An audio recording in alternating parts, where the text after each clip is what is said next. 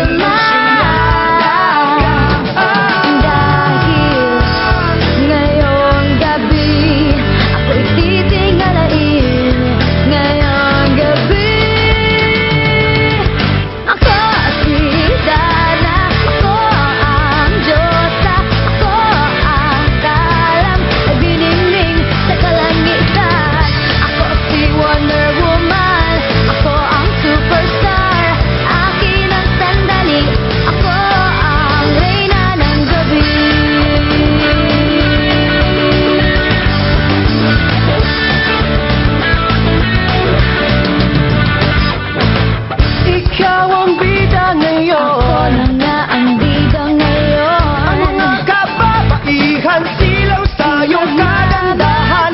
Sa prinsesa sa bitana na hinaharana, ika'y pang Miss Universe na. Dahil ngayong gabi ako'y titingalain. Ngayong gabi ako si Dara, ako ang Diyosa, ako ang talang magdidingding sa kalangitan. Ako si Wonder Woman, ako ang superstar. Akin ang sandali, ako ang reyna ng gabi.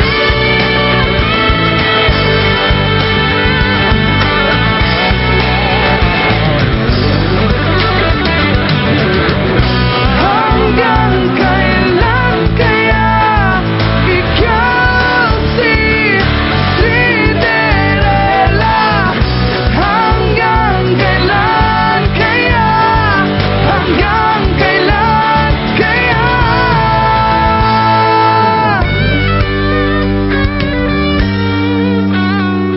Alas 9 na, traffic pa, kailangan ko nang magmadali at magta-time in pa. Malilate na naman ako sa trabaho kong ito. Siguradong sabon ang aabutin ko sa aking among gwapo na hindi ko kayang abutin. Hanggang tingin na lamang ba ako sa aking Prince Charming? Ngunit malapit na, magugulat ka. Ako si Dara, ako ang Georgia, ako ang talang nagdidingding sa kalangitan. Ako si Wonder Woman, ako ang superstar. Akin ang sandali, ako ang reyna ng gabi. Reyna ng gabi.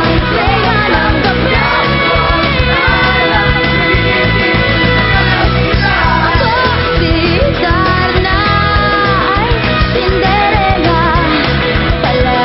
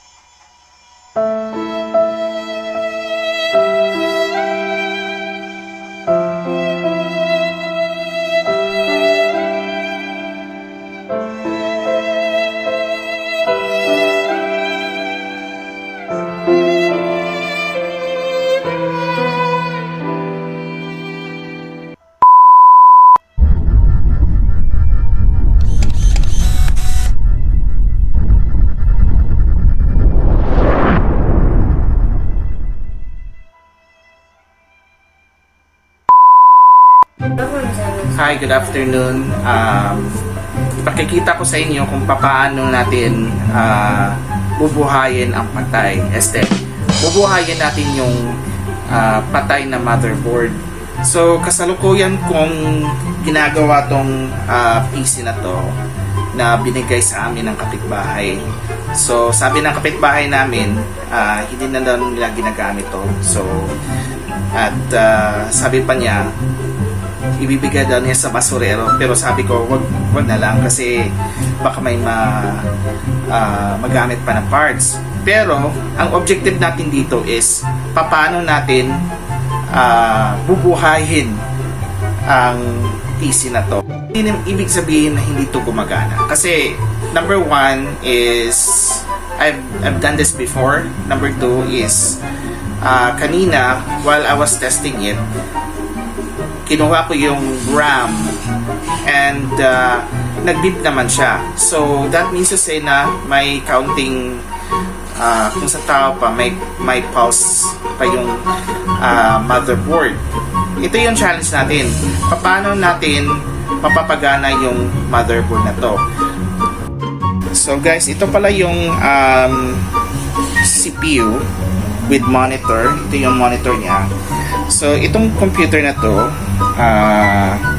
sira na pala yung power supply na, at saka wala siyang RAM tsaka hard drive. So ang ginawa ko is bumili ako ng second hand na power supply, true rated 600 watts and 2 gigabytes of RAM DDR2. Ayan. So nakikita nyo yung power button is lit. That means to say na naka-on yung ano. Tapos nakikita mo yung guys, yung fan, umiikot yung CPU fan. That means to say that the power is going through the motherboard. Pero yung sa kasamang palad, we were trying to do this since last night and wala pa rin siyang signal. So yun, it's still not turning on.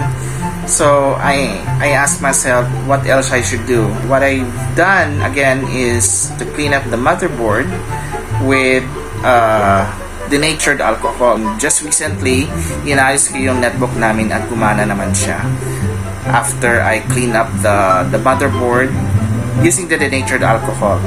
And the isip ko is, why not try the paint thinner trick? Okay? So ito yung paint thinner na nabili ko sa hardware store. So this is Tower Paint Thinner. Well, hindi ako sponsor nito, so sorry guys. So ang gagawin natin is bubuhusan natin ng thinner yung motherboard. Tatry kong buhusan ng thinner, tapos we will see how it works. So ayan, kumuha ko ng planggana, tapos kinuha ko yung motherboard sa casing, and this is my thinner.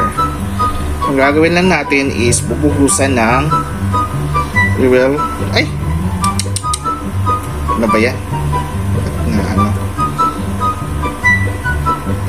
Ayan guys, ayan. So buhusan na natin ng lahat ng areas ng motherboard para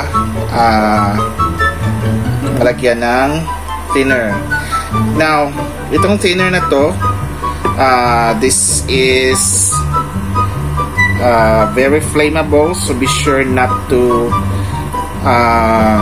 expose your children with this. So ito na yung ultimate solution na. So ayan, binuhusan ko na yung motherboard ng paint thinner. May nag-vlog naman na ibang mga may mga tech vloggers naman na gumagawa nito. So, sabi ko sa sarili ko, why not try this? Okay? So, yun. A few moments later. So, ayan.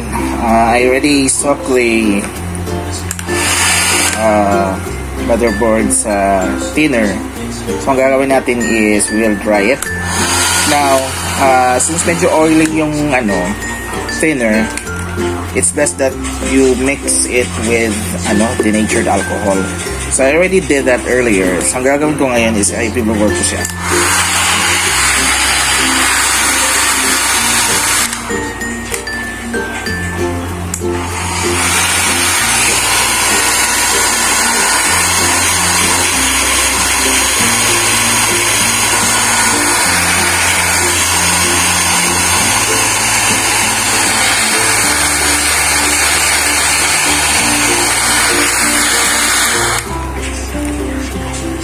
Ayan, so na-install ko na balik yung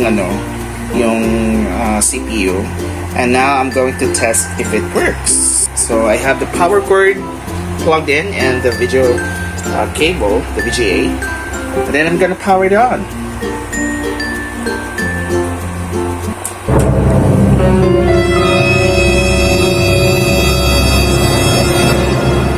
Wait. Let's see. Uy!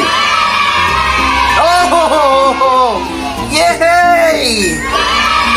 It worked! Yan. So anyway, may mga problema pa siya sa BIOS, but I could actually fix this. But the most important thing is I can revive the dead. The next day. So ayan guys, the computer is now working fine. So I was able to install Windows on it. Walang problema. Although hindi siya masyadong mabilis, pero what I'm planning to do is I'm going to order some parts online para it will be converted into a gaming beast and video editing at the same time. So abangan niyo yung mga next video ko guys. So dito na lamang po ako at maraming salamat sa panonood at sana meron kayong natutunan. Okay?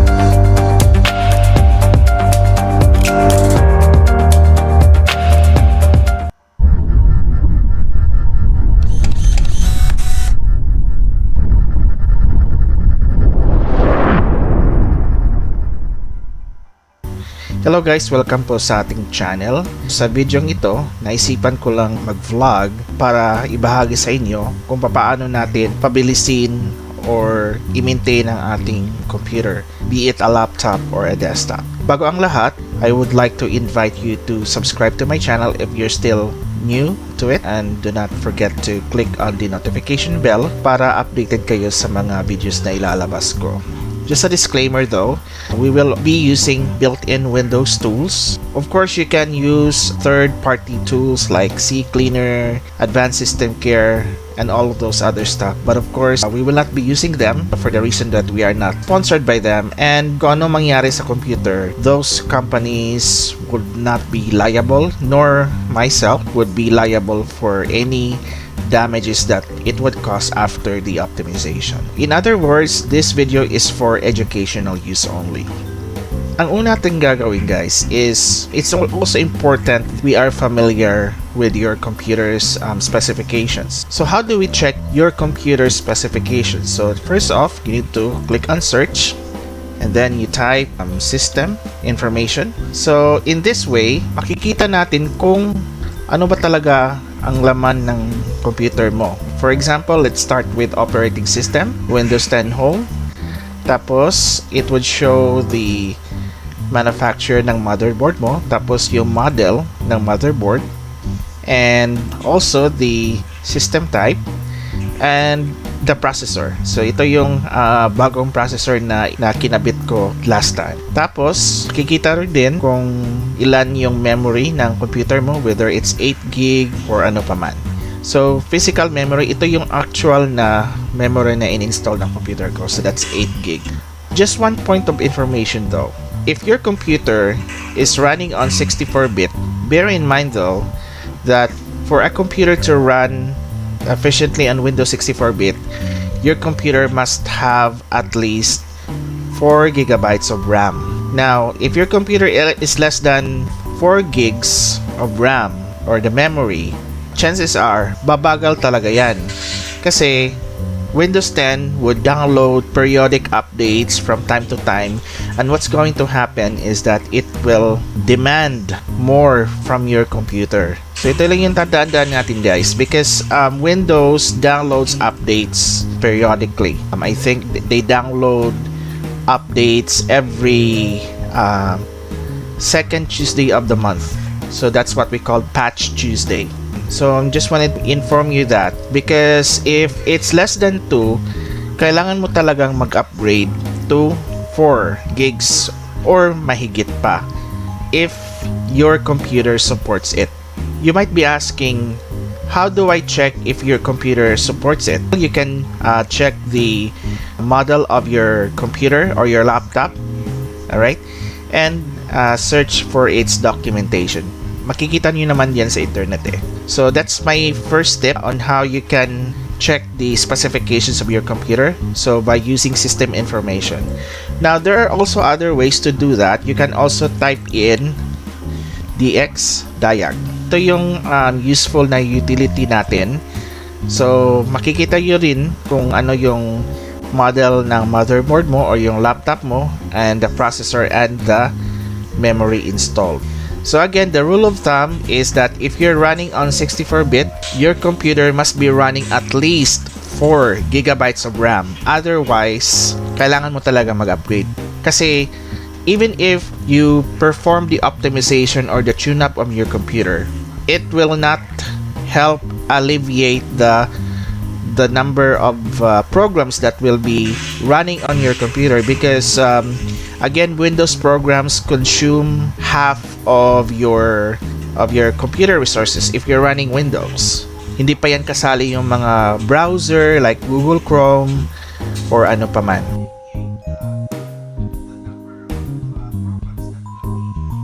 Now that we have already identified your computer's specification, ito yung una nating gagawin. So first off, ang gagawin natin is we will disable any unwanted startup programs. So ang gagawin natin is you need to right click any spot, hit Task Manager. Tapos punta ka doon sa startup. So makikita nyo naman yung mga startup programs na dinisable ko. So the purpose of which is para hindi sila mag-run. Makikita nyo naman tong icons na to. Itong icons na to lahat. So they are all running at startup. Now I have to keep some of them, pero most of the time yung mga unnecessary startup programs dinidisable ko para naman na medyo mabilis naman yung boot up ng yung computer. Another tip that I can share to you is through running disk cleanup. Para medyo bumilis naman yung, or para naman na mawala naman yung mga basura sa yung computer. Ito yung mga possible files na mabubura pag nag-run tayo ng cleanup. But if you want to include system files as well, you can click that. Tapos it will just check for any system related files. Pero actually guys, you don't have to do that if you just want to clean up some of the history and stuff like that. Ito yung mga i-delete natin. Now there are also other options, but we will talk about that in the next video. Pero the most important here is that lahat ng mga options na naka-check dito, dapat selected sila lahat. Once you're already selected them, you can hit OK. So ayan na siya guys.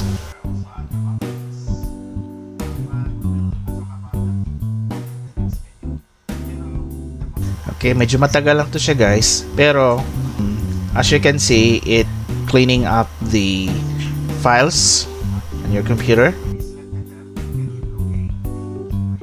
Ang next na gagawin natin is we will use the defrag option. When we say defrag, it's actually a way to rearrange all your files that are scattered all over the place. When we say fragment kasi, nagkakalat-kalat silang lahat yung mga files natin sa computer. Ang ginagawa ni Windows is that it defragments your computer. Paano ba natin i-open yung defrag? So, type lang natin defrag. Tapos, meron na siyang lalabas dito na defragment and optimize drives. Tip ko lang guys, now if your computer is running on a hard disk drive, it's really necessary for you to use the defrag option or optimize it regularly. Pero kung yung computer is actually running on solid state drive or SSD, you don't need to do defrag because napakabilis ni SSD. So in my case, I'm actually using the hard disk drive. So it's the normal hard drive na ginagamit sa computer. Yung solid state kasi mas mahal pero mas mabilis naman.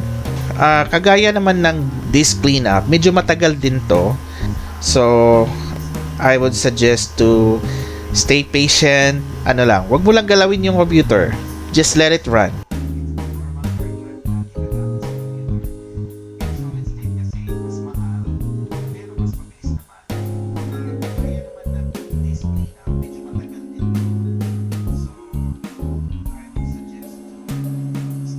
Kasi marami pang pagdadaanan si defrag sa hard drive natin. So it will actually consolidate everything. I think 2 passes to kasi pass number 2 na po siya. So yun. So you just have to wait. So this is where you can test your patience. So you have to be very patient. Now, ang recommendation ko lang is do not use the computer while the defrag is running. It's really not such a big deal though if you're using the computer while the defrag is currently in progress. Pero just to be on the safe side, just don't use your computer while the defragmentation is running.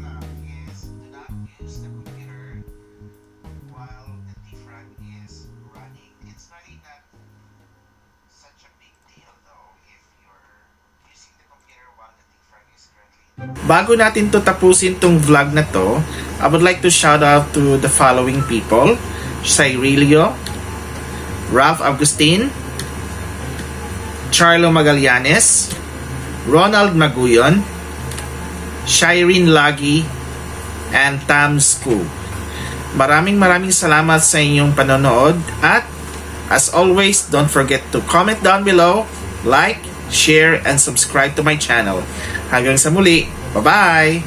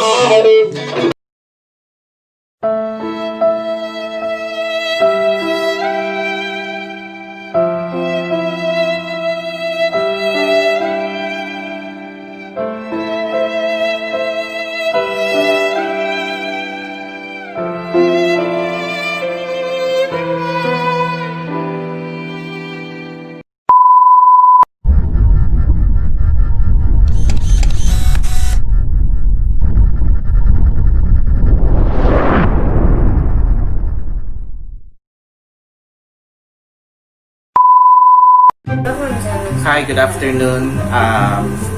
Ipakikita ko sa inyo kung paano natin bubuhayin ang patay. Bubuhayin natin yung patay na motherboard. So, kasalukuyan kong ginagawa tong PC na to na binigay sa amin ng kapitbahay. So, sabi ng kapitbahay namin, hindi na daw nila ginagamit to. So, at sabi pa niya, ibibigay daw niya sa basurero. Pero sabi ko, wag na lang kasi baka may magamit pa na parts. Pero, ang objective natin dito is, paano natin bubuhayin ang PC na to. Hindi ibig sabihin na hindi to gumagana. Kasi, number one is, I've done this before. Number two is, kanina, while I was testing it, kinuha ko yung RAM and nag-beep naman siya. So, that means to say na may counting They're deployed. Okay, that's good. This next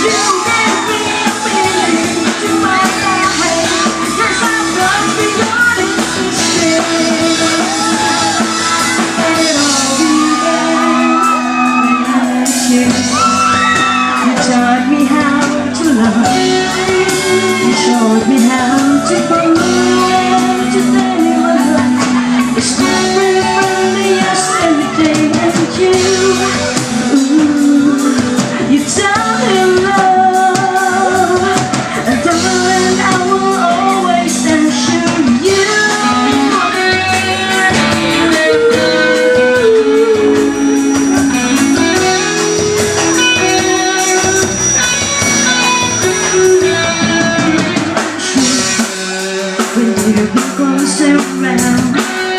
I know it's not the love like never before. You gave me a reason for my pain. I gotta know what I'm feeling. You gave me a meaning to my life. Yes, I'm going beyond existence.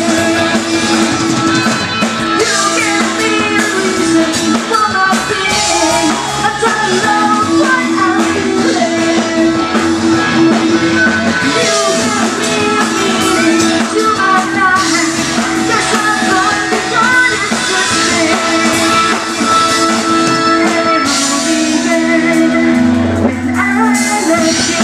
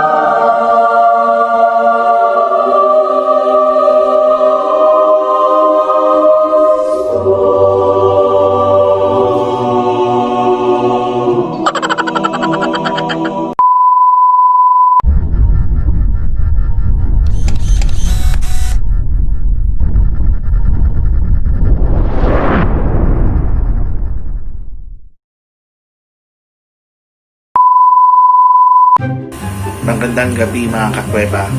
Ang ipakikita ko sa inyo ngayon is unboxing and installation ng bagong bili kong processor. Ito pala yung processor guys. This is Intel Core 2 Quad. This will really turbocharge my processor. And the other one is this one. The Ice Edge Mini F2 version 2.0 CPU cooler. So we will be installing both of them para naman na medyo bumilis naman yung computer ko. By the way guys, ito pala yung Intel Core 2 Quad Processor Q9500. So this is a legacy Intel Core processor, meaning luma na to and it was already discontinued as of 2010. If you look at the performance specifications, meron siyang 4 na cores at 4 na threads, which makes it capable of handling multiple tasks at the same time. Also, the processor base frequency, the cache, the bus speed, and the thermal design power. So, medyo magastos siya sa kuryente. If you look at the socket, LGA775, this is the same socket that is supported by my motherboard. For the case or yung maximum temperature niya, this is 71.4 degrees Celsius. So anything that goes beyond this temperature, it will cause the processor to slow down or it will crash. On the other hand, ito pala yung Ice Edge Mini FS version 2.0. Nabili ko to sa Lazada. Ang kagandahan nito is that it's supported Intel and AMD processor. Nabili ko siya for only 380 pesos, so that excluding shipping. And as of now, it's out of stock kasi maraming bumibili nito. And if you look at the rating naman, 4.8/5. So it has a lot of positive reviews from those people who bought this CPU cooler. Ito pala yung Intel Core 2 Quad na nabili ko sa Lazada din for 1,000 pesos. I think nabili ko to like a surplus. If you look at the ratings, okay naman. Although there are 2 people who rated it with 2 or 1 stars. Pero that's okay. Pero I actually watched it on YouTube and marami namang gumagamit ng processors na to until now. Ang gagawin natin ngayon is bubuksan natin tong processor. Nakabox pala siya from China. Okay, so it's through Lazada.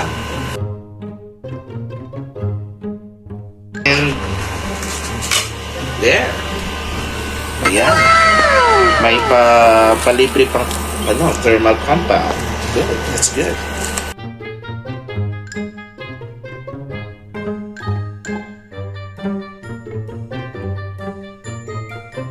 Bubble wrap.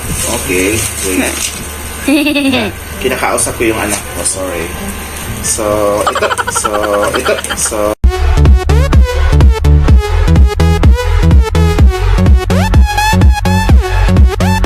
ito. Okay, sorry. Ouch. Sorry, wala namang yung wala kaso yun.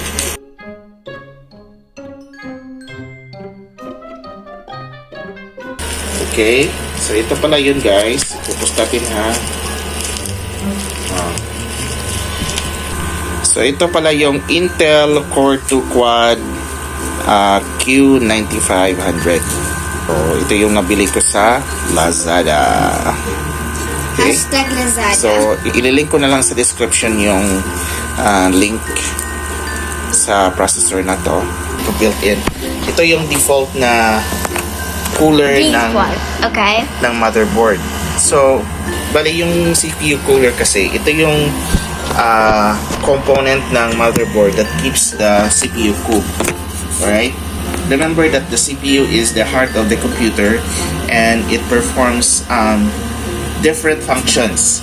So, while it performs different functions, it produces heat. Okay? So, madali siyang uminit. So, kailangan meron siyang tinatawag na cooler para hindi masira yung processor natin or CPU. Ayan. So, tatanggalin ko na siya ngayon. Ganyan lang siya, guys. Tapos, you need to remove this guy. That little guy. Little guy.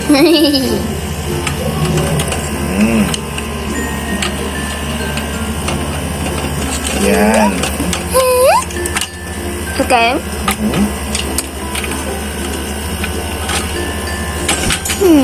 Ayan.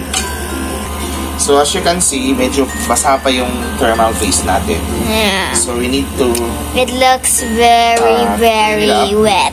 kasi nga we're going It to looks as wet as the So- ocean. So tip ko lang sa mga nagbabalak na mag-install ng bagong processor or gusto nilang linisin yung cooling system ng computer nila, be sure to put a fresh thermal paste. Okay? Each time na tatanggalin at babaklasin niyo yung cooler ninyo. So, ito yung ginagawa ko ngayon. Ayan. Hashtag So, medyo malinis puns. na yung So, after which, you need to take it out.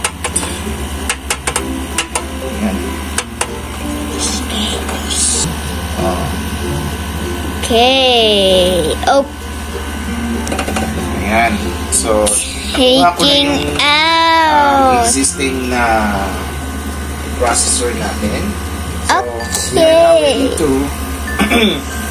So, we are now ready to Change the processor. change the processor. So, ikakabit na natin yung bagong processor. So, be sure that when you kabit the processor, dapat yung ganito nakaharap dito. Dito. The thing ang mababar. And dapat yung mga ganito niya should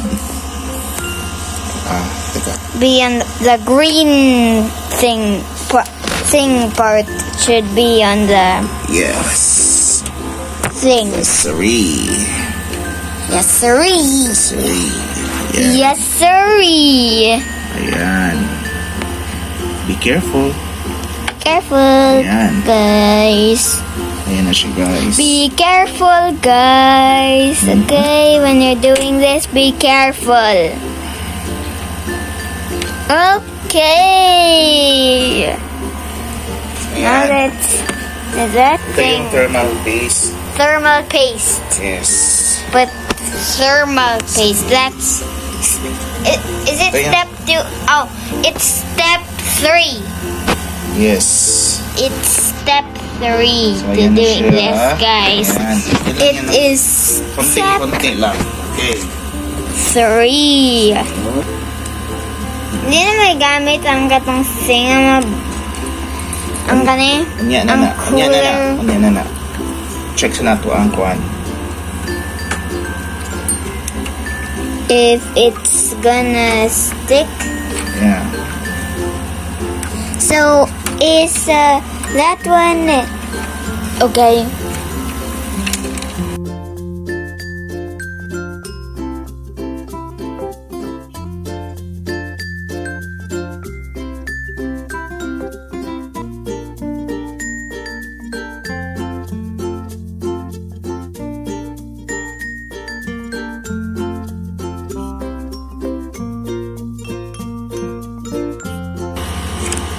So what's the next step? Wait.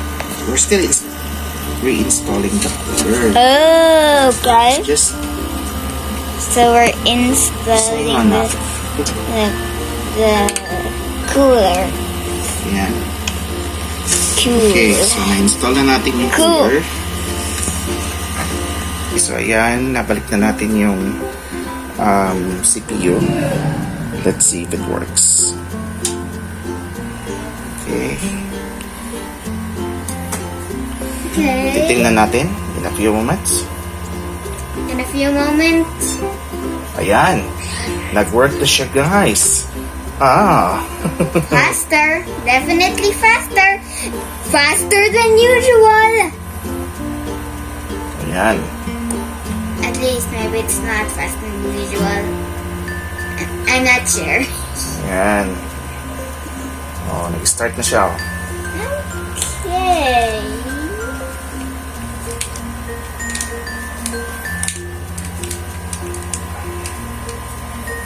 Looks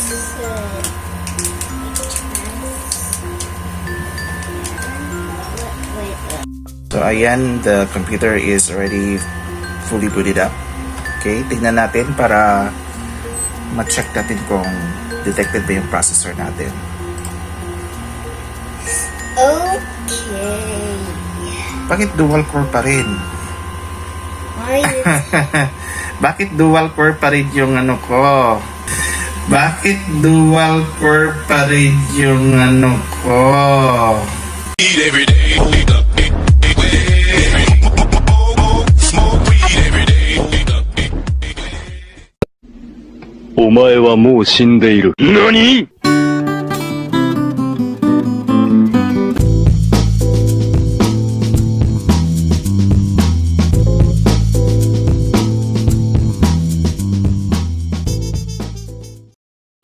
Okay, tignan natin para ma-check natin kung detected ba yung processor natin. okay? Bakit dual core pa rin? Why is Bakit dual core pa rin yung ano ko? Bakit dual core pa rin yung ano ko? Ang nakaraan sa Arnstech Mancave. Naikabit na namin ang bago at mabilis na processor. Pero ang problema, pagtingin namin sa Windows 10 properties, lumalabas pa rin ang lumang processor. Sa vlog na ito, aalamin natin kung paano nasolusyonan ng ating bida ang problemang ito, kaya't panoorin ang video ito hanggang sa huli.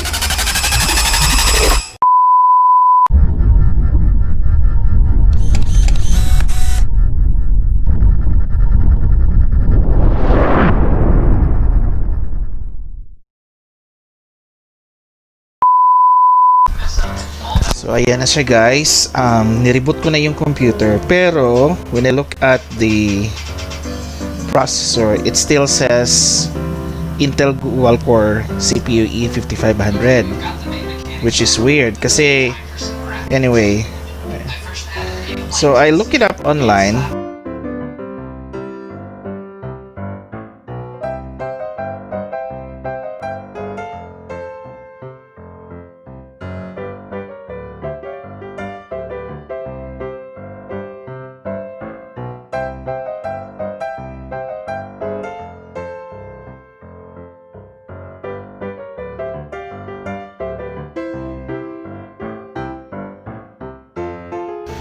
Laking gulat ko na nare-recognize siya sa Intel Processor Identification Utility pero sa Windows 10 hindi.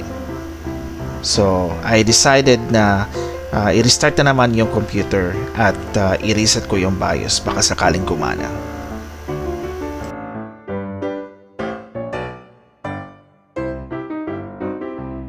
A few moments later. Ayan, ni-restart ko na naman ulit yung computer ko. So what I did is I had to go to the BIOS and I opened, then I restarted the computer. Ayan na siya guys, Intel Core 2 Quad Q9500 to 83 GHz. Yung ano naman yan, it recognizes the tawag nito, yung cores niya tsaka logical processors, which is good. So ayan, Core 2 Quad. Ayan na siya guys.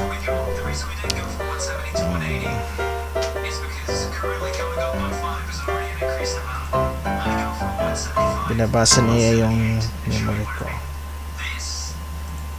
Okay. Check na natin ulit yung temperature. Well, it's ayan na siya, bumabasa na siya. Ayan.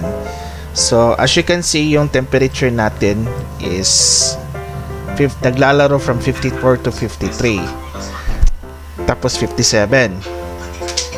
Pero I need to make sure na mapababa ko to, pati yung idle temperature ang taas, 53. So dapat mga around 40, naglalaro between 40 ganon, 30 to 40. So let's see. So ito pala yung CPU cooler natin. So na-unbox ko na siya kanina, actually nung nakaraang game ko pa. So layo. Yan. I'm going to install it now. Of the That. CPU cooler natin. That. So ito yung parang yung mga parang mga screws niya. Okay. Screws. So ngayon, Install it. just put it aside for now. There it is. So ayan. Focus. Ayan. It looks like a computer. It looks like a mini computer from the back. Okay. If So the angle's too tatanggalin na close. natin tong yung default na Bobber. Cooler. cooler niya. Cooler. There. Default cooler. Default cooler. It's Ayan. the default cooler. Tatanggalin na natin siya. This is the new cooler. Yep. That's it. This. The OP cooler. OP. Or it's Ayan na siya guys. Tatanggalin na natin siya. overpowered. It's overpowered or Optimus Prime. Hey, Samuel. I just had to do a joke. So ayan guys, nililinisan ko pa yung kasi medyo madumi siya, char lang. Ayan. So parang medyo yung niya, tawag ito, thermal paste. Ayan. Thermal or formal? Thermal. Okay, it sounded Okay, like formal for me. So That's ito the yung ring ring. na ilagay natin dito So dapat we need to adjust it accordingly.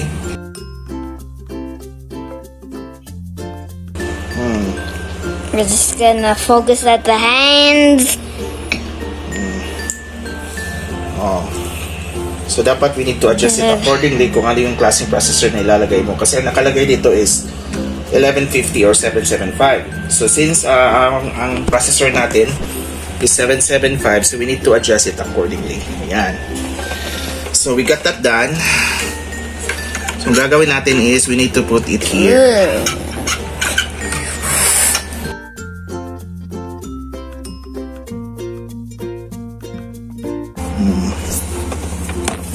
Yan. Sorry, day. Okay. Problema. Ayan. So ayan na siya, guys. 1, So, 2, 3, 4. No. So we just have to put the pins on Pins on, okay? there or over there. Putting the pins. Ayan, dapat ganyan. It's pinned It should. in. No. Tawag dito. Be pinned in. Am I correct? Be pinned in. Ayan. Now that it's pinned in, what's the next step? Then, Hashtag narrator. I like the narrator. okay. So ito nga pala yung actual na heatsink niya, guys. So meron siyang fan. The Ayan. heat So, it says sink. be cool. Cool. Right. It's very cool. Very cool, right? I just saw a rainbow Kasi itong effect. contacts niya doon sa processor. Meron na siya parang It's a rainbow thermal effect. compound. So, ang And it gagawin gets na hit lang by natin is light. lagyan natin ng konti. The logo gets it. Let's add some more. Okay, even though that there is still some, still needs to add some more. Some more. Ayan. Adding a bit more. Ayan. Just a bit Na. So, more. ikakabit na natin si cooler. That's the deep cool. Yep, that's the deep cool. More like So, deep freeze. It's kind of when like you a place deep it, freeze. you can actually place it like this. Kasi para lalabas yung ano diyan dito. Okay? Tapos yung kanyang locking mechanism dapat ano siya ikuan na diri tapit Okay. Locking mechanism. yes The locking mechanism. Okay.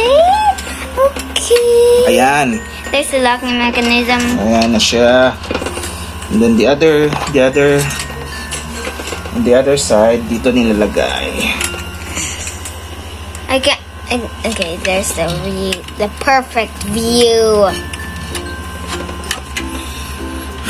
Teka muna, nahihirapan I ako. think. Oh, that's the locking mechanism. That. I really don't like the sound. Ayan na guys, so nakabit ko na, sa wakas nakabit ko na yung cooler natin. So ang gagawin nila natin is we need to put it here.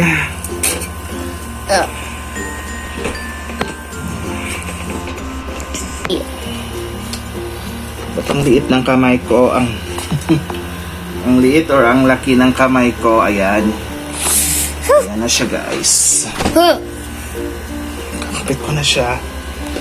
Ayan na. Well, Oh, sa wakas. finally. Finally. Hashtag finally. Hashtag finally. Ayan. Definitely hashtag finally.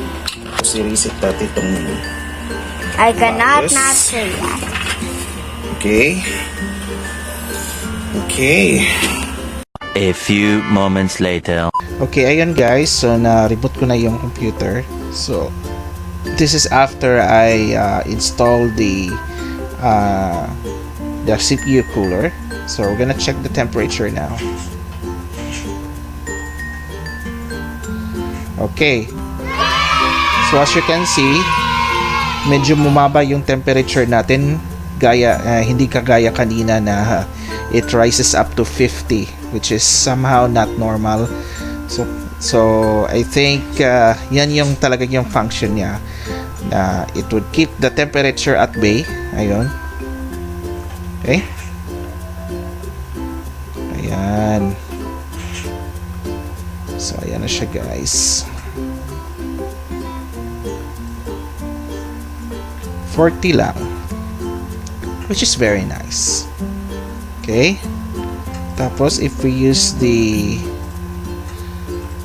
hardware info naman, ayan,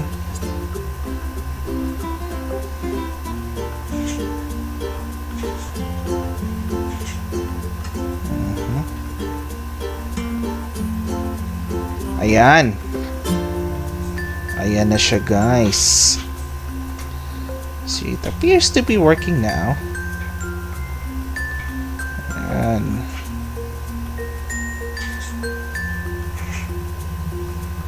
This is good, by the way.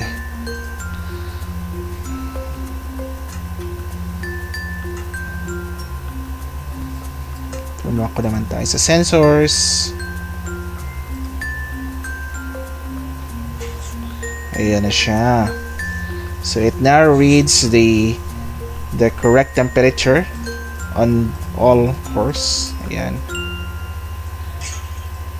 So there you have it, guys. So I was able to install the processor as well as the CPU cooler. And so far, I'm very pleased with its performance. Gumagana naman siya. And I was able to accomplish what I want in this computer. So ginagamit ko siya ngayon pang-edit sa aking vlog, and also I'm using it for my other task as well. Abangan niyo ang mga susunod na video ko with a few upgrades that I need to do for this computer, and also for some of the videos that I will be uploading includes unboxing and setup of the equipment that I ordered. Not just for this computer but also for our entire network. So, yun lang naman, guys, and I hope na marami kayong natututunan sa video mo ito. And by the way, do not forget to like, share, and subscribe to my channel. Hanggang sa muli. Bye-bye!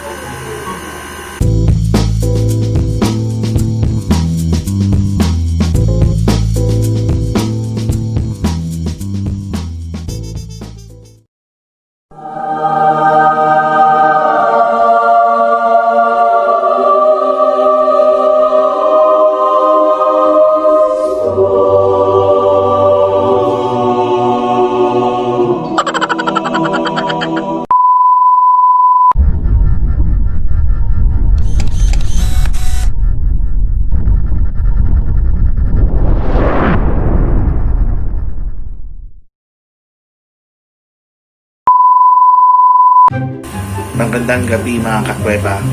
Ang ipakikita ko sa inyo ngayon is unboxing and installation ng bagong bili kong processor. Ito pala yung processor, guys. This is Intel Core 2 Quad. This will really turbocharge my processor. And the other one is this one, the Ice Edge Mini F2 version 2.0 CPU cooler. So we will be installing both of them para naman na medyo bumilis naman yung computer ko. By the way, guys, ito pala yung Intel Core 2 Quad Processor Q9500. So this is a legacy Intel Core processor, meaning luma na to and it was already discontinued as of 2010. If you look at the performance specifications, meron siyang 4 na cores at 4 na threads, which makes it capable of handling multiple tasks at the same time. Also, the processor base frequency, the cache, the bus speed, and the thermal design power. So, medyo magastos siya sa kuryente. If you look at the socket, LGA775, this is the same socket that is supported by my motherboard. for the case or yung maximum temperature niya, this is 71.4 degrees Celsius. So anything that goes beyond this temperature, it will cause the processor to slow down or it will crash. On the other hand, ito pala yung Ice Edge Mini FS version 2.0. Nabili ko to sa Lazada. Ang kagandahan nito is that it's supported Intel and AMD processor. Nabili ko siya for only 380 pesos, so that excluding shipping. And as of now, it's out of stock kasi maraming bumibili nito. And if you look at the rating naman, 4.8/5. So it has a lot of positive reviews from those people who bought this CPU cooler. Ito pala yung Intel Core 2 Quad na nabili ko sa Lazada din for 1,000 pesos. I think nabili ko to like a surplus. If you look at the ratings, okay naman. Although there are 2 people who rated it with 2 or 1 stars. Pero that's okay. Pero I actually watched it on YouTube and marami namang gumagamit ng processors na to until now. Ang gagawin natin ngayon is bubuksan natin tong processor. Naka-box pala siya from China. Okay, so it's through Lazada. And there. Ayan. May palibre pang thermal compound. Good, that's good.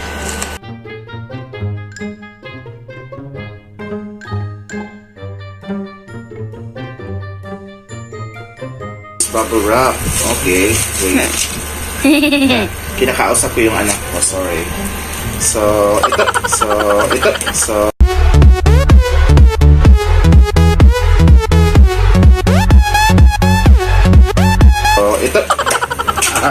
Okay, sorry. Ouch. Sorry, wala namang yung wala kaso yun.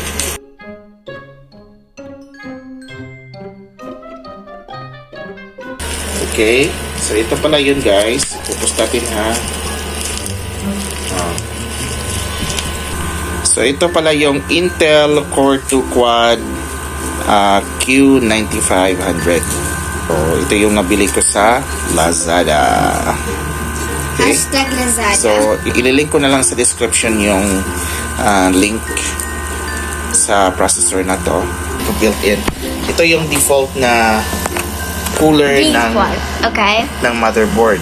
So, bali yung CPU cooler kasi, ito yung component ng motherboard that keeps the CPU cool.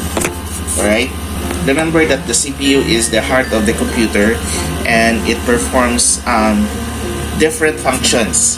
So, while it performs different functions, it produces heat. Okay? So, madali siyang uminit. So, kailangan meron siyang tinatawag na cooler para hindi masira yung processor natin or CPU. Ayan. So, tatanggalin ko na siya ngayon. Ganyan lang siya, guys.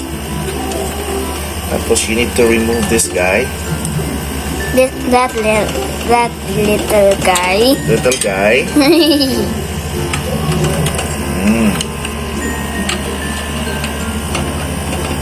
Ayan. Okay.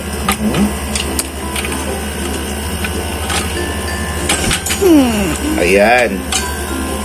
So as you can see, medyo basa pa yung thermal paste natin. Yeah. So we need to It looks very heat it up. wet. Kasi nga we're going It to looks as install wet it. as the So- ocean. So tip ko lang sa mga nagbabalak na mag-install ng bagong processor or gusto nilang linisin yung cooling system ng computer nila, be sure to put a fresh thermal paste. Okay? Each time na tatanggalin at babaklasin niyo yung cooler ninyo. So, ito yung ginagawa ko ngayon. Ayan. Malinis #puns. na yung ating So, after which, you need to take it out. Ayan. Okay. Oh, Ayan. So, kuha ko na Taking yung out. existing na processor natin. So, we are now ready to Change the processor. change the processor. So, ikakabit na natin yung bagong processor. So, be sure that when you kabit the processor, dapat yung ganito nakaharap dito. Dito. The thing ang mababar. And dapat yung mga ganito niya should teka. Be on the green thing part should be on the Yes. thing. Sorry. Yes, sirree. Sorry. Ayan. Yes, sirree. Ayan. Be careful. Careful, Ayan. guys. Ayan na siya, guys. Be careful, guys. Okay, when you're doing this, be careful. Okay. Now Ayan. that's that Ito yung thing. thermal base